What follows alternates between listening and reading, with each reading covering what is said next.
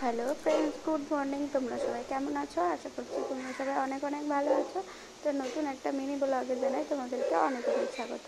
তো চলো দেখতে থাকো ব্লগটা কেমন লাগে। তো দেখো, এখানে আমি সকালবেলা রান্না বসিয়ে দিয়েছি। এখানে মাছ ভাজাও হয়ে গেছে।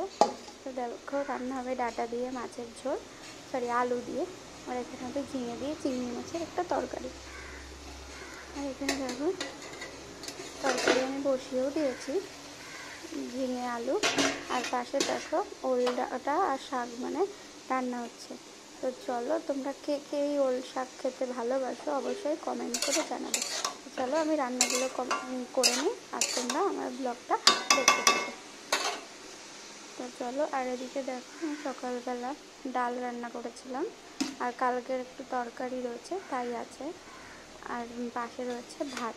তো চলো, আর আমাদের সকালের খাওয়াও কমপ্লিট হয়ে গেছে। আর এখানে দেখো বাইরের ওয়েদারটা একটু মেঘলা মেঘলা।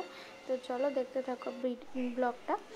আর এদিকে দেখো আমি মামামের জন্য লেবু এনেছি, লেবুগুলো কেটে নেব, ওকে রস করে খাওয়াবো বলে এর জন্য। তো চলো লেবুগুলো কেটে নিই, দেখতে থাকো।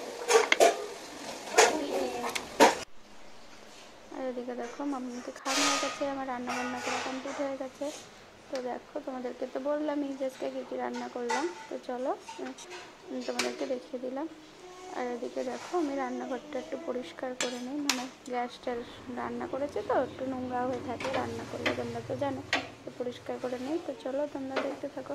আর তোমাদের যদি আমার ভিডিওটা অবশ্যই ভালো লাগে তাহলে অবশ্যই চ্যানেলটাকে সাবস্ক্রাইব করে দেবে।